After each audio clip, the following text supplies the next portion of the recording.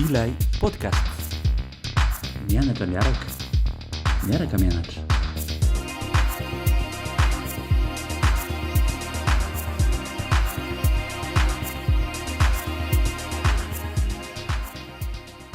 Faly miarabantsika re tonga soa eto amin'ilay podcast. Miarabanao ihany koa Marina. Miarabany mpanaraka indray a dia faly tafahoneto indray atsika sambatra androany. Androany ny resantsika dia ny teny filamatra izay entsika amin'ny ilay podcast dia ny hoe mianatra miaraka ary miaraka mianatra. Ie, faly sy metanetana mihitsy moa zany izay a iresadresaka ny momba ny atao hoe fianarana satria zavatra sy tena hoe tolona tena miredareda atao anatinay mihitsy a ny fianarana. Dia tena hitanay hoe sarobidy zava-dehibe ary izay no mampatonga anay manentana manainga mavesatra mihitsy any tsirairay amin'ny fianarana. Ny moa misy fitenena manao hoe fiainana dia fiaino fianarana ary fianarana ny fiainana. Ao anatin'ny teny filamatra koa dia hoe miaraka mianatra, izany hoe miaraka aloha tsika, izay zany no ianarantsika voalohany indrindra satria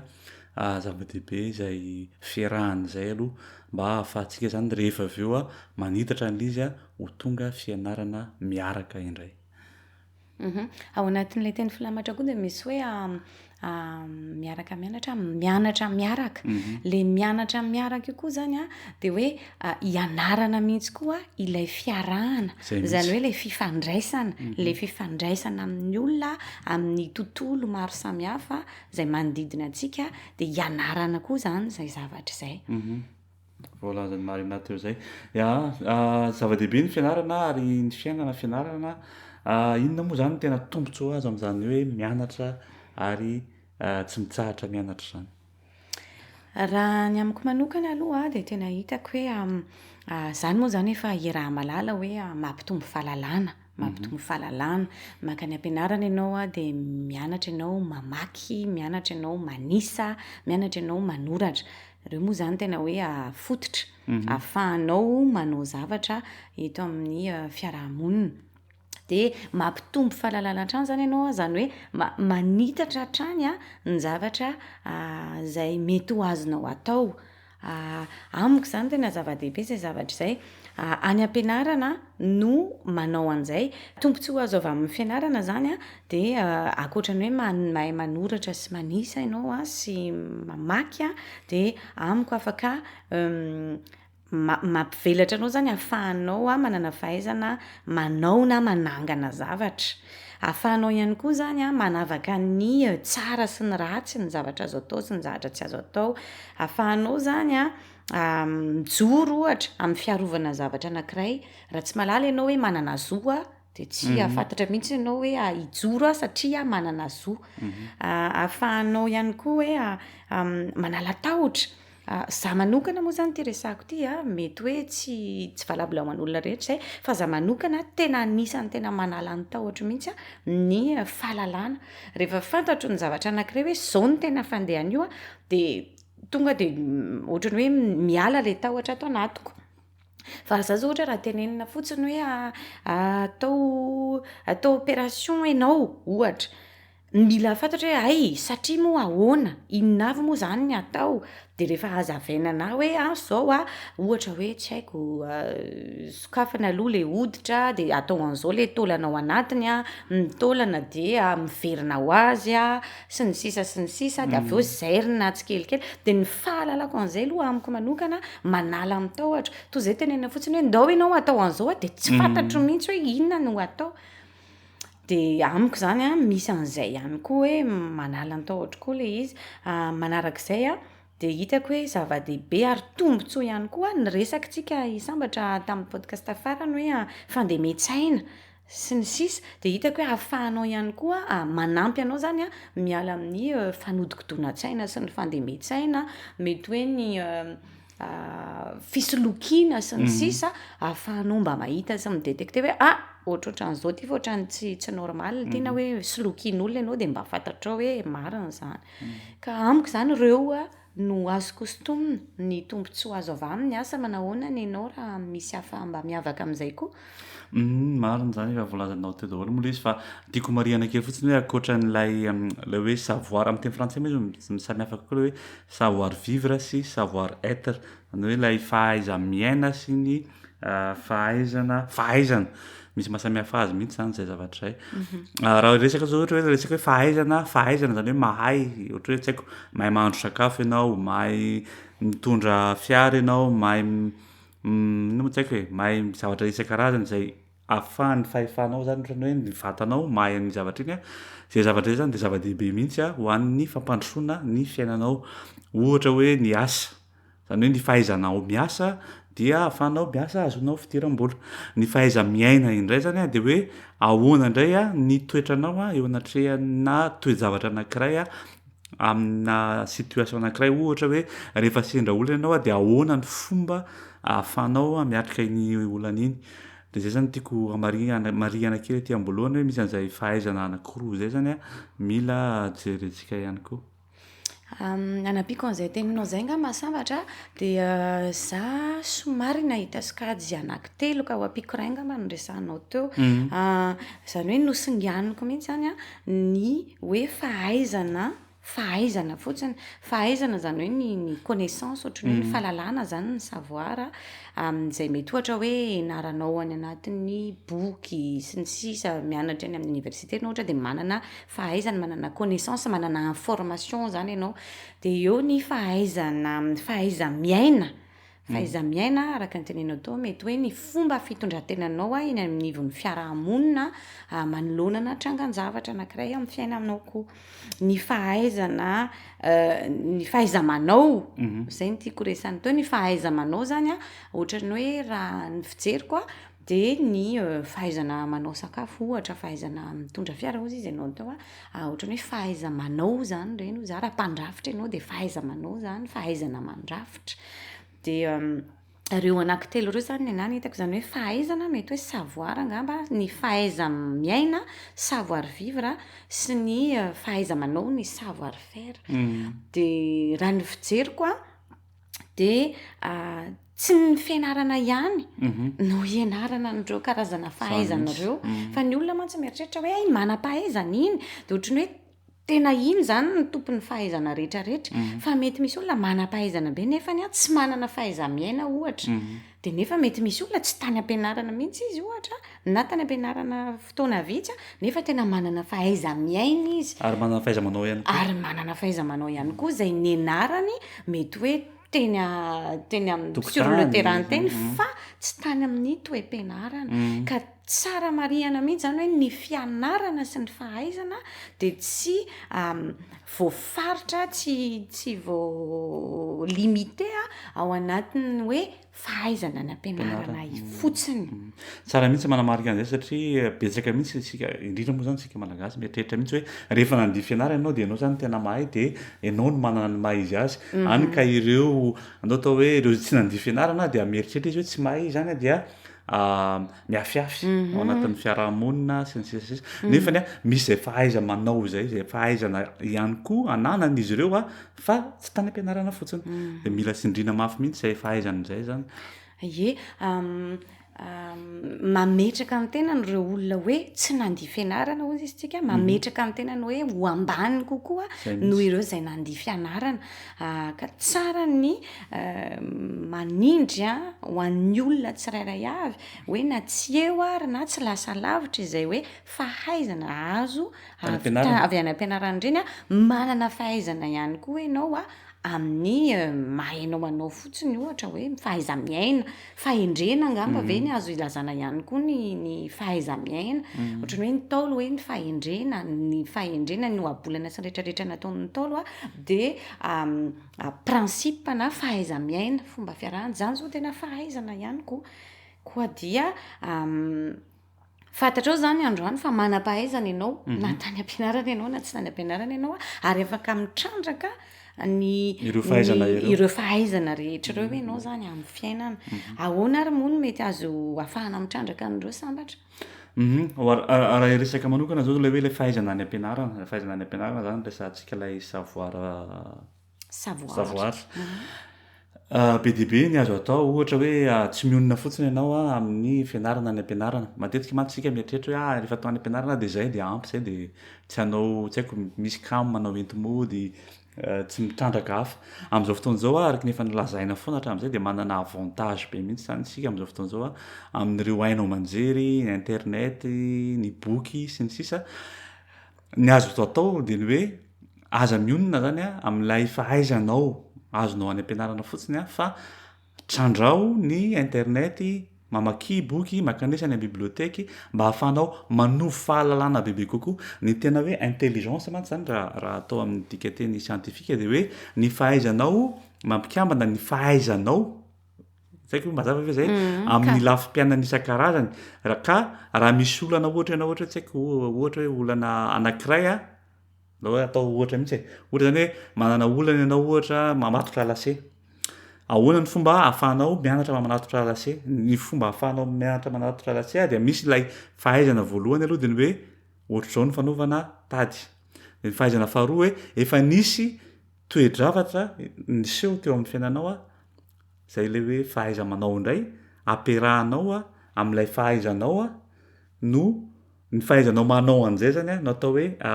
fahalalana na hoe intelligence zany marimarina kokoa tsy haiko tsara moa manazava lizy zany efa ho ampitaiko eo lizy ny rehefa avy eo Ie, tiako marihana kely eto hoe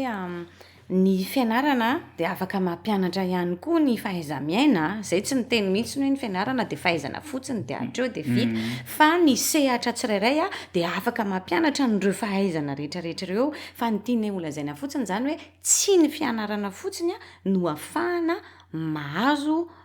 fahaizana, no ahafahana mamboly fahaizana, fa na ao anatin'ny tokantrano ara zao de efa afaka hanovozanao fahaizana betsaka ny zavatra efa afaka toezanao, afaka hanovozanao fahaiza-manao ao, ohatra hoe rehefa manadio trano dada na i neny, fahaiza-manao zany zavatra zany, rehefa manao sakafo dada na i neny de efa afaka manovo an'izay fahaizan'izay ianao mijery andry zareo sy mianatra eo anivondry zareo, zany hoe ao anatin'ny tokantrano tsirairay de afaka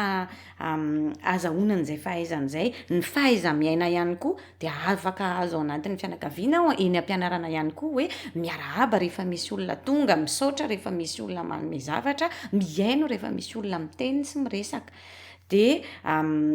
reo sehatra reo zany ahafahanao manao an'izany any amin'ny toeram-piasana, ahafahanao ihany koa manovo fahaizana hoe ny fahaizana miaina sy fahaizana miaraka mifandray amin'olona, afaka ianaranao koa zany any amin'ny toeram-piasana, afaka hanovozanao mazava ho azy fahaiza-manao koa moa any am-piasana zay hoe zay ngamba ny tena fahaizana ny objectif le tanjona voalohany amin'ny toeram-piasana ngamba hoe ahafahanao mitrandraka fahaiza-manao. Ny fiarahamonina moa zany mazava ho azy ihany koa de mampianatra ihany koa ny zavatra rehetra zany de azonao ianarana avokoa, azonao isintomana fahaiza-manao, fahaizana miaina, fa ianao zany no mila hoe manana an'izay saina te hikaroka sy te hitombo hatrany hatramin'izay ary tena tombontsoa ho anao zany araka ny efa nolazaina tao satria manitatra ny sainao ary mamelatra kokoa ny zavatra zay azonao atao. Azavaiko kely resaka intelligence teo fa ohatrany tsy nazava tsara moa le fanazavako azy teo ohatra zao hoe andao ngamba ovaiko le ohatra hoe mitondra fiara ianao rehefa mitondra fiara ianao zany de misy ny volant de misy ny pédale amin'ny tanany ny embrayage ny frein sy ny accélérateur ny fianarana fahaizana de mitondra tomobile hoe rehefa anao vitesse ianao dia tsindriana ny embrayage ny intelligence zany raha fanazavana ara-scientifika de ny hoe ny fahaizanao mampikambana raha ohatra hoe any aoriana any ianao na hoe amin'ny toerana hafa indray misy toetra raha hafa miseho ohatra hoe raha misy loza zao ianao mitondra tomobile de tonga ianao de mitsako frein ny intelligence zany de hoe rehefa misy situation ana danger hafa ianao zany mety hoe tsy mitondra fiara ianao fa manitsaka frein ohatrohatr'izay zany natao hoe intelligence tsy haiko hoe mazava ve raha ohatra zay nanazavana azy kokoa tsy azonao ve Marina tiako lazaina mialatsiny fa ohatrany tsy azoko hoe fampiasanao fahalalana taloha ampiasainao amin'ny zavatra anankiray vaovao indray ay Zay iny zao mazava zay mazava zay kokoa. ngamany mazava kokoa hoe ny fampiasana ny fahalalanao taloha ampiasainao amina situation vaovao akoatran'iny. Zay no atao hoe zay fahaizanao manao an'izay zany a no ataon'ny scientifique hoe intelligence ary io fahaizana io zany a de amina domaine maromaro ohatry tsy haiko ohatra hoe fambolena amin'ny resaka fahasalamana amin'ny resaka fiainanao andavanandro zany de hoe plus zany betsaka izay domaine ahafahanao mitrandraka izay fahalalana zay a de plus a ny atidohanao zany a rehefa tranga feo toy izay a de hainy a no mampiasa io fahalalana io ampiasaina am'ireo lafiny rehetrarehetra reo. Azoko mazava tsara sambatra. Ya ny eo ihany koa moa tsy vitany hoe am'izay resaka savoir zay ihany koa ny ilaina ny fahaizana zany a ny fianarana fa eo amin'ny fiainana araky ny resahantsika teo hoe mianatra foana ny fiainana matetika ny ray aman-dreny mieritreritra fa rehefa lehibe izy a de tsy mila mianatra intsony a ny ankizy no tokony hianatra diso anefa izay fieritreretana izay a fa na 70 taona na 80 taona na 90 taona dia mila hatrany isika mianatra hatrany hatrany satria ilainy zay fianaran'izay zany a satria ny fiainana ihany koa miova araky ny manaraky ny toetrandro ozy isika de mila mianatra koa zany ianao a arakarak' izay fiovan'ny toetrandro izay. Marina mihitsy zany ka disoina hitateraka mihitsy moa zany le resaka hoe ny lehibe tsy tokony hianatra ntsony fa ny ankizy ihany no tokony mianatra. Marina mihitsy hoe am'le resaka fahaiza-miaina tao zao no tiako angalana ohatra fahaiza-miaina ny fianarana ny fahaiza-miaina zao de ho an'ny lehibe a de zay mihitsy ny hoe miova ny toetrandro a ahoana zany a no tokony anamboarana indray ohatra hoe ny fanabeazana ny zanaka na ahoana ny tokony hitondrana indray am'izao vaninandro zao ny tokantrano ahoana no fahaizanareo zany zay voizina ivelan'ny fianarana daholo reo a de afaka ianarana foana raha misy zao hoe dadabe sy bebe dadabe sy bebe zay tsy afaka mianatra zany ntsony nefa dadabe sy bebe reo afaka ampianarany zafikely ohatra hoe mikirakira finday zavatra azo atao be da be mihitsy zany ny zavatra azo atao a fa araky ny efa nytenena tao hoe mila manana an'izay saina tia mikaroka izay ianao ary rehefa ianao no manana an'izay saina tia mikarokaroka izay a de ny manodidina anao sy ny ankohonanao a lasa manaraka ho azy te hanana an'izay ihany koa satria ny fiainana de miovaova ny fiainana mandroso a sy miovaova arakaraky ny taona ihany koa no miova ohatra hoe ny fomba fijery ny zavatra ny fomba fiaina sy ny sisa de ilainao a ny mahay manaraka sy misadapte am'izay. Ny fampitana fahalalana ihany koa dia fianarana ihany koa rehefa mampita ny fahalalànao ianao tsy haiko ndreo miresaka zao ny ray aman-dreny a na ireo dadabe sy bebe zany rehefa mampita izay fampianarana azony tamin'ny fahatanorana na tsy haiko izay fahalalana ananan'izay izy am'ireo zafikely na ireo tanora teoriana dia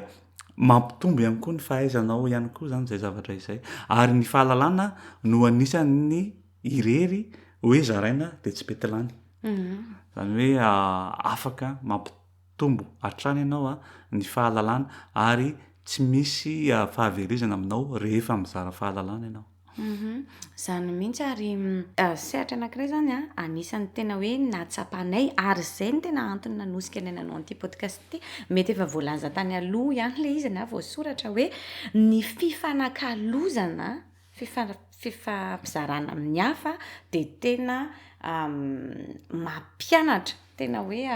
outil tena mampianatra mihitsy ny fifampiresahana momba ny zavatra anankiray na inona io zavatra io a de mampianatra mihitsy ohatra fotsiny hoe izahay ety moa zany a de tena hoe résultat ataoko hoe produit vokatry ny fifaneraserana sy fifampiresahana tamin'ny olona no mahatonga na ho izao satria akoatran'ireo fianarana zay hoe voizina ny ampianarana sy ny sisa nisy a ny fifampiresahana sy fifampizarazarana tamin'ny olona ka de tena nahitana fianarana mihitsy ny hoe tamin'ny fitondrana ny fiainana na amin'ny lafiny hoe ny tena rery na amin'ny lafiny hoe tokantrano na amin'ny lafiny hoe fitadiavana na amin'ny sehatra rehetrarehetra zany de ny fifampizarana sy fifanankalozan-kevitra zany a de tena zavatra nisan'ny mampianatra ka mampirisika mihitsy zay mampirisika mihitsy zay a ho amin'izany ary eo indrindra miverina foana lay hoe mila safidiana mihitsy ny olona iresahana satria tsy afaka koa ianao ifampizara hevitra amina olona ohatra hoe tsy mitovy vina aminao na ohatra zany efa niresahana foana moa zay zavatra zay zany ka ilaina mihitsy zay fifampizarana zay a amin'ny olona manana eritreritra sy vina mitovy aminao zay zany mahatonga an'le hoe fianarana ny fiainana dia miara-mianatra ihany mihitsy ao anatin'izay zavatra izay fa nuanceko kely zay teninao zay sambatra amin'ny hoe ilaina ihany koa ny mifanakalo hevitra amin'ny olona tsy mitovy hevitra na tsy mitovy vina aminao mba hahafahanao justement mianatra hoe misy fomba fijery hafa ihany koa kay fa tsy le fomba fijeriko teo zay ny fampizarana zany hoe mazava ho azy moa zany fa raha mitovy vina de mety hoe mahomby kokoa le vina raha miara miresaka amin'ny olona mitovy vina ianao fa tsara sy tsy tokony itsoahana sy idifirana ihany koa zany a ny fifanakalozana amin'ny olona izay tsy voatery hoe mitovy hevitra amin'ny tena satria mampitombo fahalalana antsika ihany koa zany a de ahafahantsika rehefa mahazo an'le fahalalana zany tsika de manampy atsika reny a manova na miajuste le fahaiza manao atsika sy le fahaiza miaina atsika zany hoe le fahalalana zany ohatrany hoe teorika fa le fahaiza manao sy le fahaiza miaina zany a hoe ohatrany hoe mise en pratique am'izay a le fahalalana azo teorika teo de zava-dehibe zany reny ny zavatra miseho moa matetika ary tena mampalahelo amintsika malagasy fa tsy amintsika malagasy rery ihany de ny hoe ny olona no miady fa tsy ny hevitra nefa ilay hevitra miady le miady ary moa tsy de tiako loatra mihitsy fa mety hoe fifanakalozana ilay hevitra mifanakalo ahafahan'ny tsirairay mianatra raha manana an'izay ianao hoe andray tsy voatery ianao anaiky ny zavatra tenen'le olona fa mampahitanao iny hoe ay misy fomba hafa kay zany fijery an'ity zavatra ity na my fomba hafa azo hitondrana an'ity zavatra ity avy eo ianao misafidy hoe anaiky an'izay sa tsy anaiky an'izay fa au moins ianao zany manana fahalalana hoe misy fomba hafa ihany koa ka de mila mianatra ihany koa zay le mianatra fahaiza miaina zany eto mianatra mifanakalo hevitra fa tsy miady hevitra miady ny olona zany de fianarana koa zany zay fianarana fiainana izy ty moa betsaka ny zavatra afaka resahana momba ny fianarana fa izay ohatrany hoe ambangovangony fotsiny aloha zany no resahantsika teto fa be dehibe azo tarina amin'ny zavatra be dehibe izy ty tsy haiko iresaka fotsiny tsika ohatra zao ny resaka momba ny atodo fotsiny zao ny atodo zany dia arakaraky ny ampiasana azy no mampitombo azy ka raha tsy ampiasaintsika ny atodo atsika dia miamiena izy zany ary zay zany de mampirisika mihitsy mampirisika foana aritra ny an-trano hoe menara tsy haiko raha ohatra ianao mieritreritra zao ohatra hoe ny ray aman-dreny ankehitriny zay efa andao tao hoe efa manam-potoana be loatra tsy hoe manam-potoana be loatra fa manana fotoana ahafahana mianatra ararotsy zany reny fotoana reny tsy haiko ohatra hoe amakiana boky na anaovana sudoku tena hitako mahafinaritra be ho an'ny olona efa nahazo azo taona satria tena mampiasa saina tokoa izy reny de zay mila ampiasaina zany ny atodoa na hatramin'ny fahasivifolo taona na tsy haiko ho anareo zay irarianay ho feno 100 taona dia mianara hatrany mianara foana araky ny teneniko teo hoe tsy voatery hoe mamaky koa ne ianao hoe na ohatrany fa afaka hoe mifanakalo hevitra amin'ny zafikely amin'ny zanaka amin'ny le pray tokotany raha mba ohatra hoe tsy fiainan'olona ohatra ny resahana fa hoe ahoana reto ny fomba fanaovana an'ity na tsy fantatro fa be dehibe azo trandrana zany ny fotoana rehetra sy ny sujet rehetra ahafahana mianatra araky averimeriko indray ho an'ny ankizy ankehitriny de hoe manana avantage be mihitsy amin'izao fotoan'izao satria tena maro be mihitsy ireo fahalalana azo tovozina amin'ny internet amin'izao fotoan'izao tena za zany tena mahita hoe tena rarakopana tena hitako hoe tena tena avantage be am'izao vaninandro iainantsika zao mihitsy reny fitaovana teknôlôjika iainantsika ankehitriny zao raha mba manana méga de aza variana loatra amin'ny Facebook fa ampiasao ny méga mba hijerena tsy haiko youtube hijerena lesona amin'ny internet misy karazany be dehibe azontsika trandrahana de mampirisika mihitsy any ankizy sy ny tanora am'izao fotoan'izao mba hitrandraka ny lehibe sy ny lehibe izy mazoto ihany koa hianatra amin'ny alalan'ny internet. Le resaka Facebook ndraisanao tao sambatra Facebook de betsaka ny zavatra mampianatra moa betsaka ny zavatra tonga de tsorona marina hoe mandany fotoananao sy mandany méga fotsiny ka afaka mampiasa Facebook zany ianao fa andao mba hoe tena zavatra mba mampianatra ny tena no atao no jerena ny anatiny reny satria na Facebook na inany de misy zavatra azonao raisina daholo marin'zany ary afaka mifanakalo-hevitra koa amin'ny Facebook zay mihitsy betsaka ary betsaka ny fampianarana tena hoe fampianarana betsaka ny sehatra hoe ifanakalozana fotsiny misy karazany tena hoe azo isafidianana zany am'izao vaninandro zao ny anay moa zany ty podcast no atao tsy haiko mety vitsiny miaino no mamaky tsy mbola fantatra loatra moa zany zay zavatra fa ny rarianay moa zany anatin'ity podcast ity dia manaraka ny toetrandro koa izahay de hita hoe aiza no mety mahatsara azy kokoa sy mba hiampita amin'ny olona rehetra ny mpiarabelona rehetra ity podcast ity de mbola mianatra ihany koa zay na ny amin'ny fanaovana anazy ty sy ny fanatotosana rehetra amin'ny lafin'ny teknika sy ny sisa ka de mianatra fa zany hoe eo moa le fitiavana mianatra sy te hampita an'izay de miroso hatrany zay de toy izay indray ary zany ny podcast atika androany mbola ho velabelarintsika bebe kokoa izy ity satria tena hevitra tena mahasoa ny fianarana ka de mety ho anasana ivahiny mihitsy zany dia mirahary soa atsika rehetra dia mandra mpitafa indray eny ara fa dia mazoto mandeha amin'ny sekolim-piainana daholo tsika menakavy de mandra-piresaka indray sambatra